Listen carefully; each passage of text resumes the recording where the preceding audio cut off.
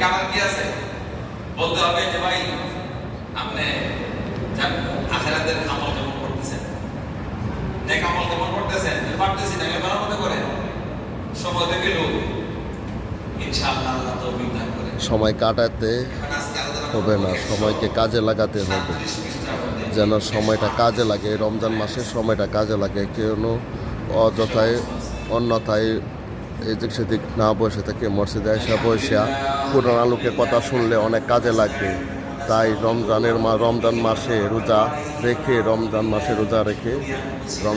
রোজা রেখে সময় না কাটিয়ে সময়কে কাজে লাগান। সময়কে কাজে লাগালে মূল্য হবে, সময়কে কাজে লাগার দাম দেন। সময়কে কাজে লাগাতে হবে, কাটাইতে হবে না। সময়কে না কাটিয়ে সময়কে কাজে লাগান, আমল করেন। আমলের মধ্যে অনেক সওয়াব আছে। এই দুনিয়ার ধন দৌলত অর্থ সম্পদ কিছুই থাকবে না, সব ফেলে একদিন দুনিয়া থেকে চলে যেতে হবে। এই দুনিয়া ছেড়ে চলে যেতে হবে, তাই দুনিয়া থেকে যাওয়ার আগে দুনিয়ার পুঁজি নিয়ে যান, সময়কে কাজে লাগান। ধন্যবাদ।